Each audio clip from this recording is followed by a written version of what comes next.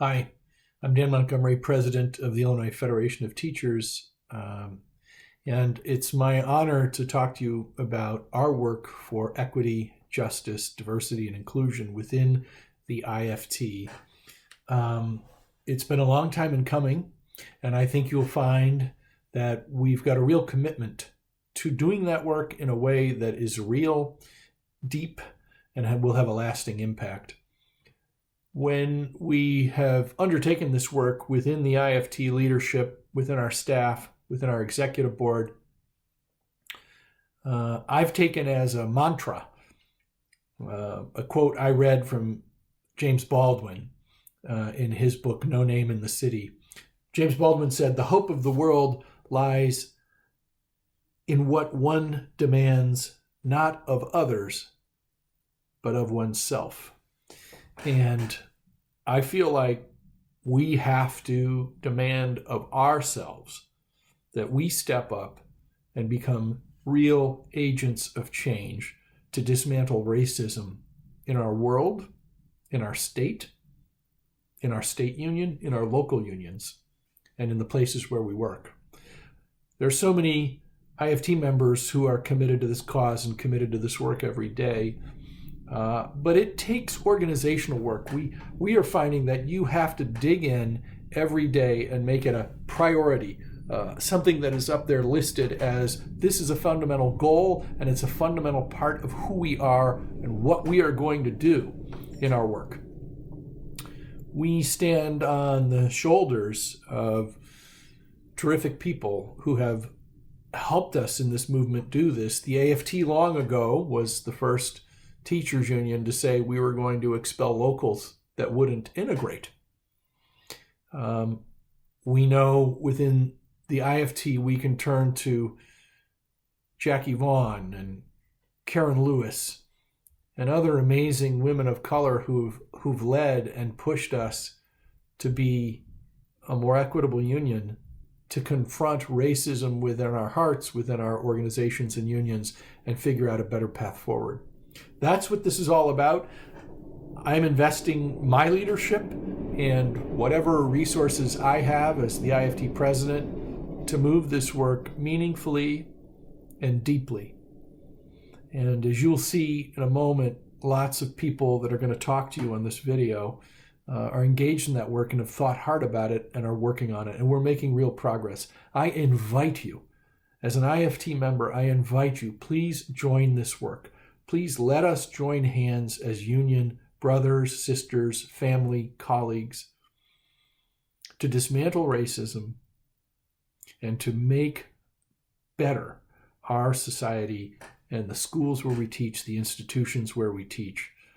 And I know that if we really focus on this and if we have high demands for ourselves, like James Baldwin says, high demands for ourselves, then we can make sure others are on board too, and we can really create positive, lasting change.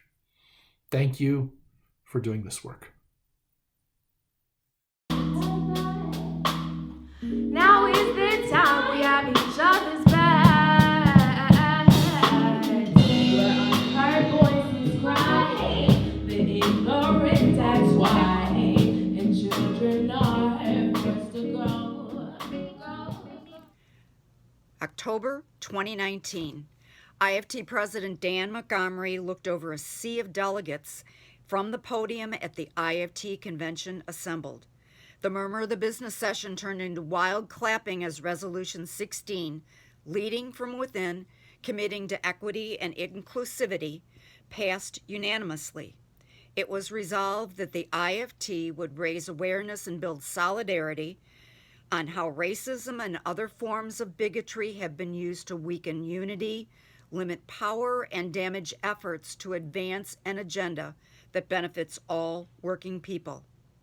Following the convention and in early 2020, the IFT Executive Board moved swiftly to update the IFT vision and framework, Must-Win Battles, and create the Organizational Equity and Inclusion Task Force. This task force was charged with advancing the goals of racial justice, equity, and inclusion throughout the IFT, inclusive of all rank and file members, staff, and elected leadership. Based on the recommendation of this task force and the reality of the months-old COVID-19 pandemic and ongoing Black Lives Matter protests and marches in July of 2020, the IFT Executive Board passed a resolution titled Confronting Racism and Protecting Our Students and Communities. This resolution further stated the IFT's commitment to incorporate and internalize the mindsets and strategies to change organizational behaviors and structures to advance an anti-racism agenda. This work is critical and ongoing as structural racism and white supremacy will not be dismantled by temporary initiatives. Year 2020 has been anything but normal. The COVID-19 pandemic has disproportionately impacted the Black communities on so many levels. For starters, many workers in the Black communities were considered essential workers, which meant that they did not have the ability to work remotely, increasing the risks of contracting the disease. And at the same time, the disparities of accessible health care and wages ensure that people could neither stay home if sick nor get the testing they needed. Pre-COVID-19, many Black families were already faced with lack of quality education, health care, joblessness, and the all too familiar racial profiling and police brutality. Government institutions for many, many years have failed to meet the necessary investments to ensure the health and well-being in the Black communities. The pandemic has manifested the lack of compassion and justice on all levels of government, from the national to the local level. And as a result, our communities continue to fight for economic equity and equality along with social justice. And as if COVID didn't make racial inequity glaringly apparent, in May of 2020, white violence as an ever present, crucial component of white supremacy was showcased across the world as we all watched the public lynching of George Floyd. We watched as an unarmed Black human being was tortured to death by police officers who kneeled on his body for almost 9 minutes. We watched him beg for his life, call for his mother, as the sworn officer kneeling on his neck casually suffocated him until the life left his body. And at the same time, we started to get more information on the tragic murder of Breonna Taylor in Kentucky, an innocent Black woman killed in home by police who raided her apartment looking for someone who was already in custody. As global protests against these murders broke out across the world, victims of police and vigilante violence continued to pile up. The body count of Black people killed by police continued to pile up. Elijah McClain, Tony McDade, Rashard Brooks. And while some are shocked at seeing police violence up close and personal for the first time, for us in the Black community, the deaths of Floyd and Taylor are just tragic reminders in a long list.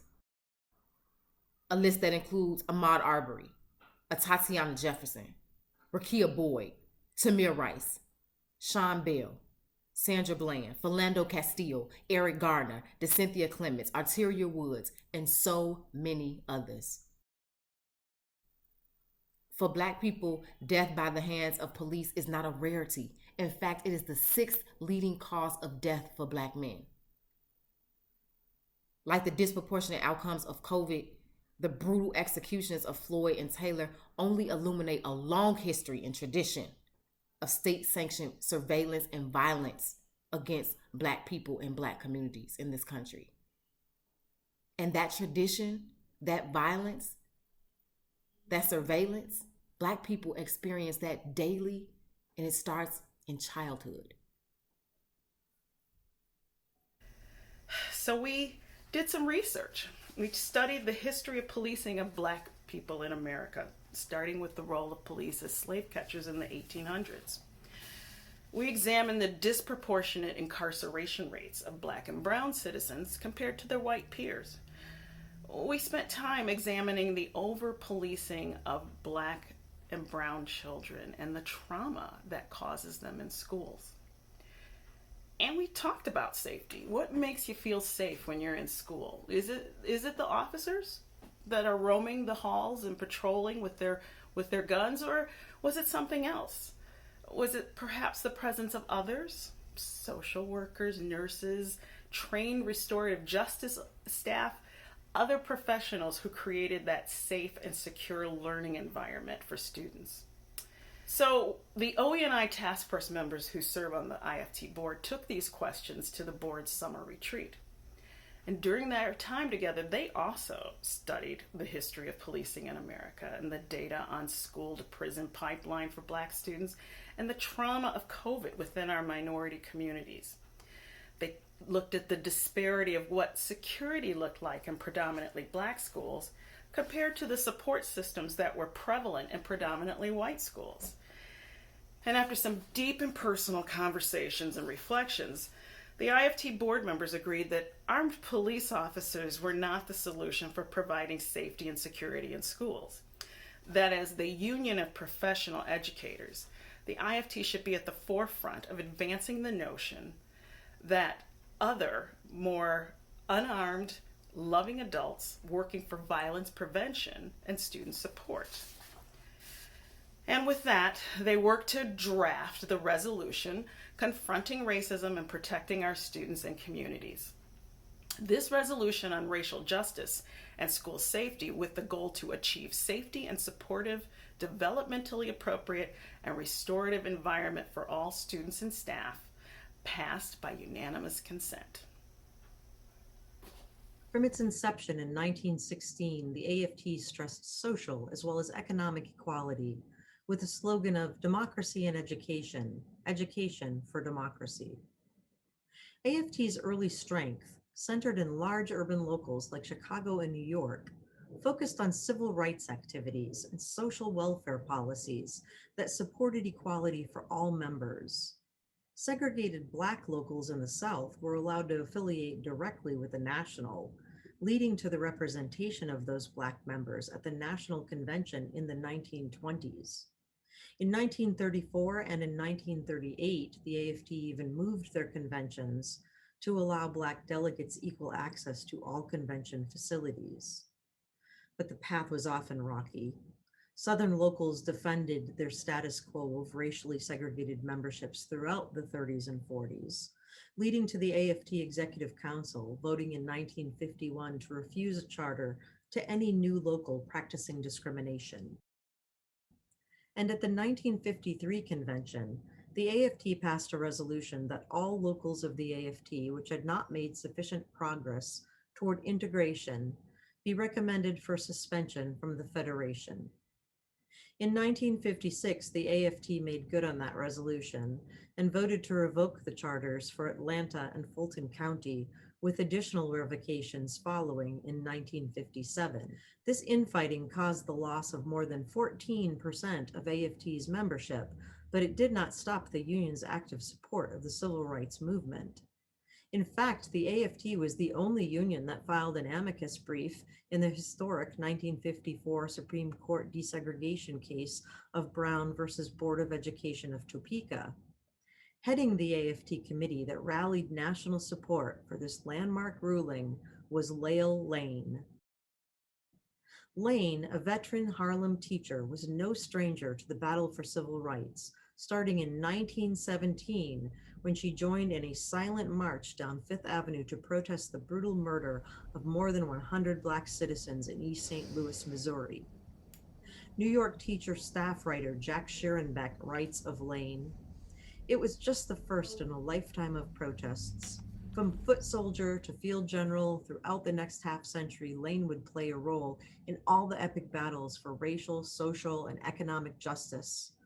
Courageous and persistent, she managed to overcome the double whammy of race and gender and to leave a legacy so packed as to seemingly defy the basic laws of time and space. The history of the AFT has a foundation that is rooted in not only advocating for its members, but also for civil rights and social welfare policy that aids persons from all communities and all walks of life, regardless of race, gender, sexual orientation, age, or disability. We're not new with these efforts. However, we do acknowledge that we have some room to grow. We've not always given racial justice the priority it deserves. Our 2019 and 2020 resolutions gave us our call to action. The IFT boldly takes up the mantle in the fight against racism and bigotry that continues to weaken the unity between our members and within our communities. We stand against racist policies that systematically widen the opportunity gap for Black students due to the lack of adequate funding for educational and social welfare programming. Our newly established must-win battle to confront racism and protect our students confirms our commitment to employing strategies that will create an organizational culture that advances an anti-racist agenda. These resolutions, however, are just the beginning. Change is only made possible when every stakeholder within the IFT takes ownership for their role in helping to create the change we need. For this reason, our role moving forward must include you. We need members, local and council leaders, and even staff to help advance this agenda. We can no longer afford to allow history to repeat itself. Together, we can change the narrative. Black men lying dead in the street, beaten right down by the police. Black women only want one thing, but our men just too blind to see. Protection, we wouldn't do it